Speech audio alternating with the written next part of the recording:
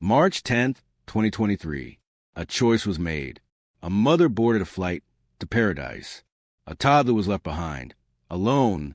For 6 agonizing days, Tiana Blake's daughter, Nyla, remained trapped inside that apartment, and the world kept spinning. Drinks were poured, music blasted, luxury oozed from every moment. Laughter echoed across oceans. But behind one locked door, far away from all the noise, something unthinkable was happening. Something no one could have imagined. How cold does a heart have to be to do something like this? How does a mother wake up on day 1, then day 2, then 3, drinking, partying, shopping, without once aching for a child? She had options. She could have dropped her daughter off with a friend, a neighbor, a relative, anywhere but there. But she didn't. She locked the door, walked away, and never looked back. I can't fathom the pain that little girl endured. The waiting, the hunger, the tears. She could have made a better choice, but she didn't. And by the time someone finally knocked on that door, it was already too late. Welcome to Ruthless Realities. Stay tuned to this channel as we uncover the daily told and untold tragedies that shape our world. Please don't forget to subscribe. What drives a mother to abandon her child? Is it selfishness, desperation, or something far more sinister? Before the beaches, before the selfies, before she walked out that door, let's go back to where it all began. Her name was Tiana Blake, 33 years old, a woman addicted to the rush of the fast life, attention, adrenaline, and opulence. Born and raised in Atlanta, Tiana's upbringing was chaotic. Her mother battled addiction and spent years bouncing in and out of prison. By the time Tiana was 6, she was in the foster system, shuffled through homes and faces, never truly loved, never truly wanted. She learned early on attention was a currency. If no one was going to love her for who she was, she'd make sure they noticed her for what she had. In high school, she was that girl, always up on the latest trends, always finding her way into VIP rooms with empty pockets and a magnetic smile. College? Brief thought. She enrolled, but structure bored her. The grind felt pointless. She dropped out, chased fast money, relationship after relationship, men who promised her the world and gave her dust. But she wasn't looking for love. She was chasing a lifestyle. She became obsessed with social media. Influencers in designer clothes, flying private, partying every weekend. None of them looked like they work a 9 to 5. And if they could live like that, why couldn't she? Tiana wanted to be one of them. A boss chick, a woman who didn't chase money, money chased her. She convinced herself she was destined for more. 9 to 5 living? That wasn't her story. But then life flipped the script. She got pregnant. The father? Just a fling, a mistake. Not someone she ever wanted to share a future with. She considered her options. She could have ended the pregnancy. But something in her said, maybe this is it. Maybe I'll finally have someone who loves me for real. That feeling didn't last. When her daughter, Nyla, was born, reality crashed down hard. The sleepless nights, the endless crying, the responsibility. Motherhood wasn't glamorous. It wasn't matching outfits and curated photos. It was exhaustion. It was sacrifice. It was heavy. She loved her daughter, but deep down, she resented her too. Because with every diaper change, every missed night out, every tear-stained lullaby, Tiana felt her dreams slipping away. Her influencers? They weren't tied down. They didn't have little hands tugging at them. They had freedom. And freedom, to Tiana, looked a lot like fun. She started testing her limits, small steps at first. A night out while a neighbor watched Nyla. A weekend trip while an old friend kept her. But it wasn't enough. She wanted out. Completely. What makes a man powerful? Is it money, status, or the illusion of invincibility? Jeremiah Stacks Freeman understood that power was perception. At just 22, he had built a brand off a lie, a king in a kingdom of smoke and mirrors. Everywhere he went, his name was whispered. Women wanted him. Men feared him. And on social media, he was untouchable. $100 bills lined penthouse balconies. One week a Lumbo, the next a Rolls. VIP sections, bottle service, diamonds, watches, models. To the world, Jeremiah was living the dream. His motto? If you ain't living fast, you ain't living. But it was all smoke. Everything he had, stolen. Born in Chicago, Jeremiah never felt at home there. His mother, a nurse's aide working 2 jobs, did her best. But it was never enough. Bills, shutoffs, evictions. By 13, Jeremiah vowed, I'll never be broke again. He started small, stealing credit card numbers, selling fake kicks, flipping stolen gadgets. But Jeremiah wasn't like the other kids. He was sharp, calculated. By 17, he had mastered identity theft and credit fraud. At 19, he moved to Miami, not to start over, but to level up. Miami was the perfect playground, a city built on appearances, secrets, and greed. Jeremiah learned fast. He built fake companies, filed for fake loans, hacked into real bank accounts. This wasn't street-level hustle anymore. This was million-dollar fraud. He stayed in the best hotels, wore the cleanest drip, and walked like a king. To the public, he was a self-made mogul. To the FBI, a phantom. But Jeremiah was too busy living to realize the walls were closing in. And then came the woman who wanted in. Tiana had spent her whole life chasing status. And when she came across Jeremiah Freeman's page, his lifestyle, his women, his power, she saw everything she ever wanted. She didn't care about love. She wanted access.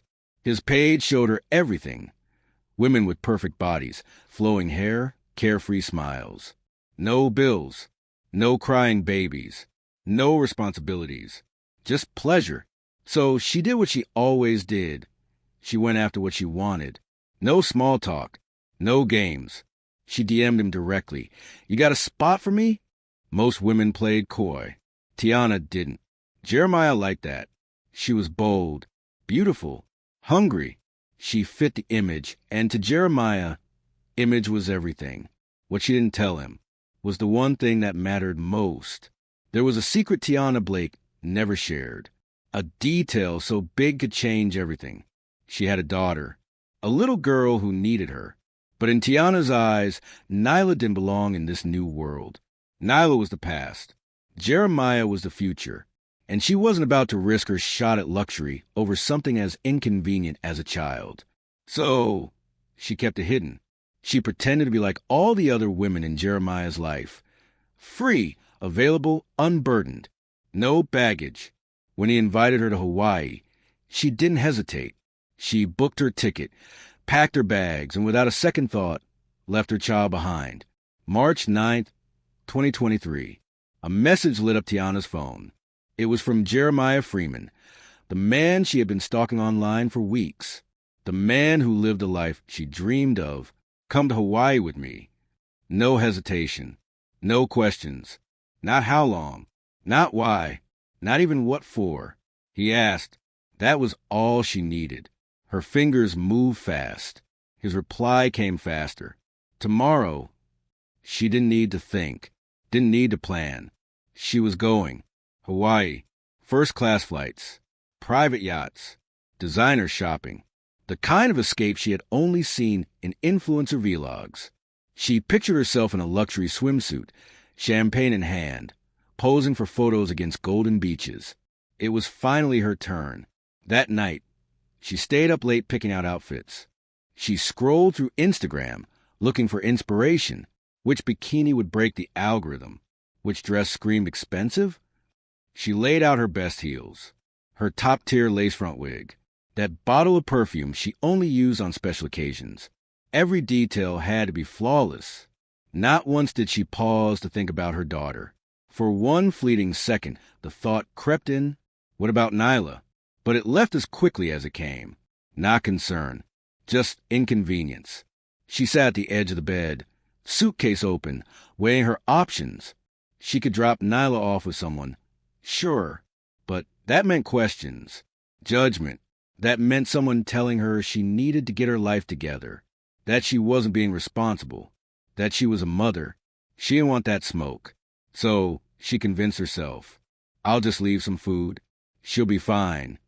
She walked into the kitchen, filled a bottle with milk, set it by Nyla's crib. That was enough, right? 2-year-olds didn't eat that much anyway. She wiped her hands, adjusted her dress, and walked out of the room. Problem solved. March 10th, 2023. 6 a.m. The sun was just beginning to rise. The streets were silent. Tiana stood by the door, suitcase at her feet. The Uber would arrive any minute. Behind her, in the soft gray light of dawn, Nyla was awake. No crying, no fussing, just watching. Tiny fingers gripped the edge of the crib. Big brown eyes locked on her mother. She didn't understand, but she knew her mother was leaving. Tiana grabbed her purse, checked her lipstick, made sure everything was perfect. She didn't say goodbye, didn't check the fridge, didn't even glance back. She stepped outside, pulled the door shut, and walked away. She never once thought about what 6 days meant to a child that young. 2 years old, alone, couldn't cook, couldn't clean, couldn't call for help. No one knew she was there. No one was coming. 6 days. No food, no water, no warmth, no comfort. Not every woman is meant to be a mother. Tiana stepped off the plane and into a world she had only seen in daydreams. The warm Hawaiian breeze kissed her skin as she walked to the private terminal. A black SUV waited curbside. Jeremiah Freeman stood beside it, draped in designer, chain sparkling in the morning sun.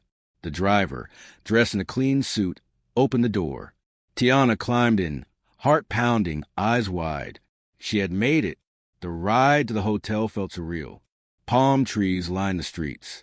The ocean glistened like glass. This was her new life. No responsibilities. No worries. No consequences. No Nyla. They arrived at one of the island's most exclusive 5-star resorts. A private suite, floor-to-ceiling windows, a balcony overlooking the sea, champagne on ice. Tiana spun in the middle of the room, taking it all in. This was what she deserved. That night, the real party began. VIP sections, bottles popping, flashbulbs and filters. Tiana posed, picked the best angles. Captions read, #LuxuryLife, #blessed, #vacation mode. She let strangers pour drinks down her throat, danced on couches, soaked in the attention. She had never felt more alive. March 11th, 2023, Day 2. It started with room service and high-end gifts. Jeremiah tossed a stack of cash on the bed. Go crazy. And she did. Designer stores, diamond jewelry, luxury bags. She picked out anything she ever wanted. Without looking at a single price tag, she walked out feeling untouchable. Another night, another club, another VIP booth. Jeremiah leaned close, whispering in her ear.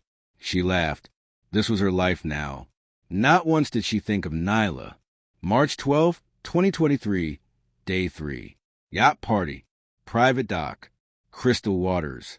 Tiana stepped onto the massive white boat, champagne already in hand. Music blared. The sun dipped below the horizon. Jeremiah sat surrounded by women, sunglasses on even at sunset. Tiana danced, letting the alcohol blur everything behind her. She hadn't checked her phone, hadn't sent a text, hadn't thought about her baby. Nyla was an afterthought. March 13th, 2023, Day 4. Shopping, clubbing, repeat. Every day blurred into the next. Same outfits, same bottles, same faces. She was tired, but satisfied. Jeremiah, though, he was different, distant, constantly on his phone, whispering, watching the exits. But Tiana didn't ask, didn't care, as long as the money kept flowing. So did she. That night, she sat in the suite, scrolling through her own photos, editing posts, picking filters. Somewhere thousands of miles away, her daughter cried in the dark, but Tiana was sipping cocktails, wrapped in a silk robe, drifting in bubbles. In this world, Nyla didn't exist. March 14th, 2023, Day 5. The tension thickened. Jeremiah barely spoke, kept taking calls, stared at the door like someone was coming for him. Tiana ignored it. She had what she came for. She sat in bed that night, editing selfies, stacking likes. Not once did she wonder what was happening back home. Not once did she picture Nyla, hungry, weak, alone. March 15th, 2023, day 6. Bang, bang, bang. The suite door exploded open. Men in suits, guns drawn, FBI. Everything happened at once. Tiana was grabbed, slammed against the wall, hands yanked behind her. She screamed. Jeremiah lay face down, silent, as if he'd been expecting it. Tiana couldn't breathe, couldn't think. She stammered. I didn't do anything. I'm not part of this. They didn't care. She was cuffed and dragged into the hallway. Her heart pounded. Her mind spiraled. Then she remembered. Her phone, her apartment, her daughter. I have a baby, she cried out, her voice cracking. Please, I have a baby at home. A detective froze. How old? Tiana's lips trembled. Less than 3. The room went still. Where is she? Barely above a whisper. At home. With who? He asked. A grandparent? A babysitter? Silence. Who's watching her? She couldn't answer. The detective's jaw tightened. His expression darkened. How long have you been gone? Tiana swallowed hard, her voice cracking. 6 days, she whispered. A heavy silence followed. The detective blinked, as if trying to comprehend the impossible. Who's been feeding her? No response. Who's been changing her? Still nothing. He exhaled, eyes narrowing. Are you telling me your daughter's been alone in that apartment for 6 days? Tiana's hands trembled. Her wrists were still cuffed, her surroundings still chaotic. But none of it mattered anymore. For the first time, the full weight of what she'd done came crashing down. I left food, she mumbled, barely audible. The detective clenched his jaw. What food? Her mind scrambled. What had she left? A bottle of milk? A few snacks? Was that enough? The detective turned, pulled out his phone, and made a call. The agent spoke around her, but Tiana didn't hear a word, because deep down, she already knew what they were going to find. And she knew it was already too late. March 15th, 2023, 6:30 a.m. The detective's voice was urgent on the line. Atlanta PD, we've got a 2-year-old child abandoned in an apartment. Mother's been gone 6 days. We need a welfare check, now. Across the country, officers sped to the quiet Atlanta neighborhood. The apartment complex was modest, a place where neighbors minded their own business. But something had felt off. A neighbor was already on the phone with 911. There's been crying from that unit for days. I don't think anyone's home. Have you seen the mother? The dispatcher asked. No. The caller paused. Not in nearly a week. Another pause. I thought the crying stopped because someone came back. They hadn't. The officers arrived. They knocked. No answer. They called out. Silence. A decision was made. They forced entry. The smell hit first. Stale air, rotting food, filth. They moved inside. The living room was quiet. Toys scattered across the floor. A knocked-over sippy cup. A tiny pink sneaker under the coffee table. Then they saw her. A small body curled up on the floor. Too still. A bottle beside her, empty. A diaper, saturated. No movement. No sound. One officer called her name, but there was no response. Another knelt down, gently pressing his fingers to her tiny wrist. Then, silence. No one spoke. No one moved. Because in that moment they knew. A neighbor gasped, hands flying to her mouth. Oh my God! Oh my God! An officer closed his eyes and exhaled. This wasn't supposed to happen. A radio crackled. We need paramedics. Immediately. But in their hearts, they already knew it was too late. March 15th, 2023, 9 a.m. Tiana sat in the interrogation room. Cuffed. Tears streaked down her face. I didn't mean for this to happen, she sobbed. It wasn't supposed to be this way. Across the table, the detective stared at her, voice low. You left a 2-year-old, alone, for 6 days. She shook her head violently. She had food. The detective's hands curled into fists. "A bottle of milk?" he snapped. "That's what you left her with." Tiana broke down, sobbing. Denial, regret, realization. But none of it mattered, because nothing could undo what had already been done. Could you leave your 2-year-old alone for days? Could you walk away and just hope they'd be okay? Comment below. Let's talk about it. September 5th, 2023. Trial begins. The courtroom buzzed with tension. Every seat was filled. Friends, mothers clinging to their children. Strangers who had followed every headline since the day Tiana was arrested. Cameras clicked as she walked in. The woman who had become a national villain. At the defense table. She sat trembling, dressed in a plain prison uniform. No designer heels. No lashes or wigs. Just a shell of a woman who had once flaunted her luxury life online.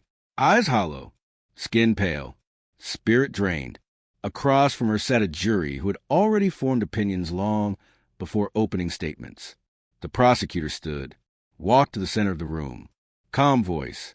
"No mercy. This is not a case of a struggling mother making a mistake," he said. "This was not an accident. This was a choice." He stepped closer. Tiana Blake chose to pack her suitcase, chose to book her flight, chose to walk out that door, chose to party on yachts while her baby was left to die alone in an apartment. He held up a folder, pulling out photo after photo, receipts from boutiques, bills from high-end restaurants, Instagram posts, Tiana in designer dresses, flashing peace signs from oceanfront balconies.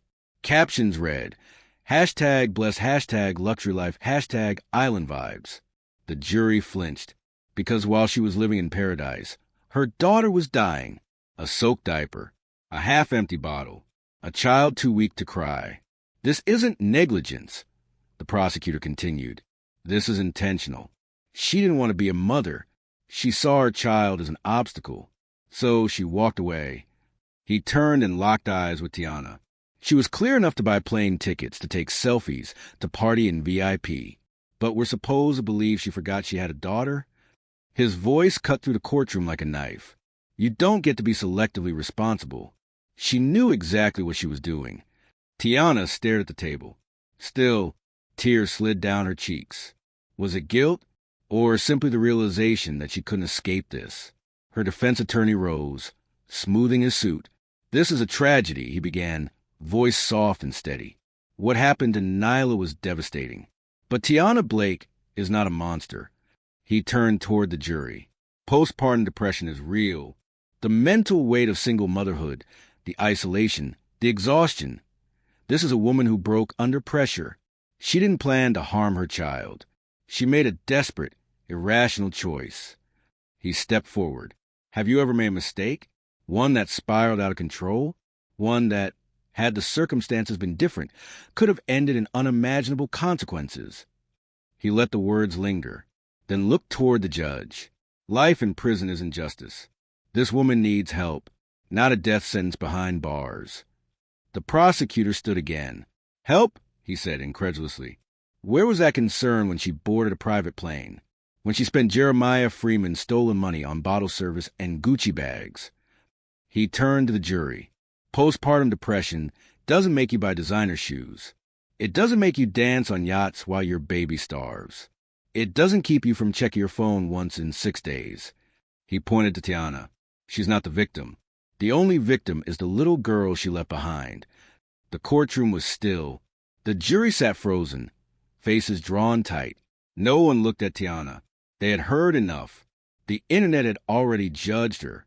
Now the law had to do the same. September 22nd, 2023. Sentencing day. The judge entered. The room hushed. Tiana sat motionless, hands cuffed, eyes swollen from sleepless nights.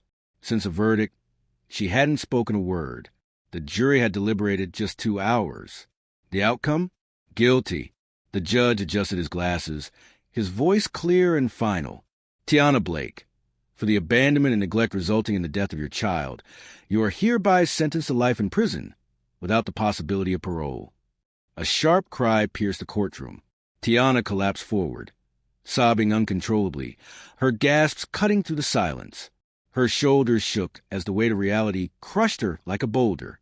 No more designer heels. No more luxury trips. No more escaping the truth. Just four cold walls, endless regret, and a lifetime of silence.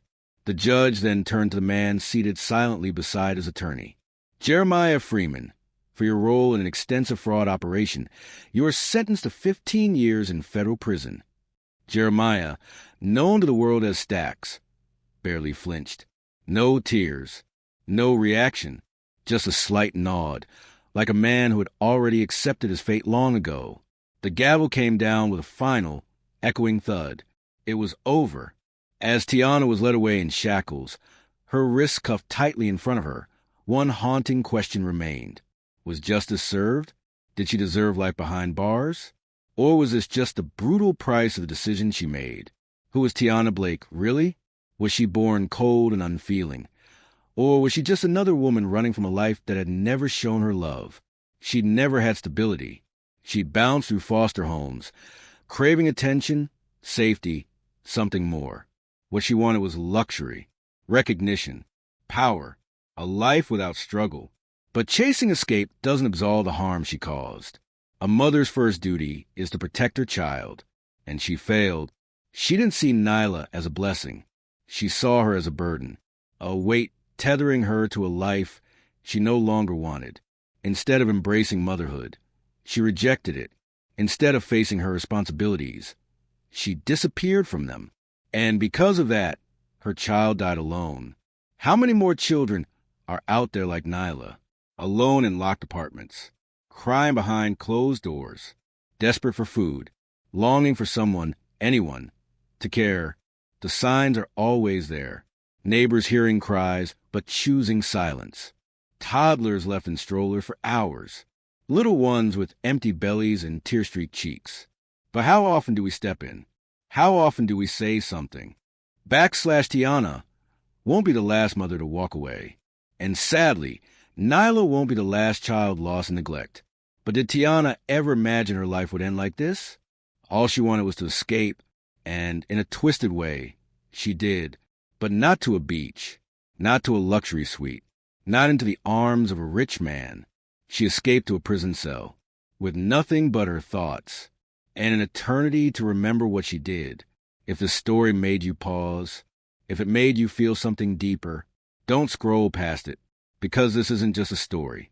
This is real life. These things happen every day. Children are neglected, voices go unheard, and tragedies unfold behind walls we walk past every day. So now I ask you, would you ever walk away from your child for 6 days? If you heard crying from your neighbor's apartment, would you check? Would you call for help? Or would you assume someone else would step in? Let me know in the comments. Leave your thoughts below. Let's talk about it. And if you want more real stories that make you feel, more stories that uncover the dark truths of human nature, subscribe to the channel. Hit the notification bell so you never miss a story.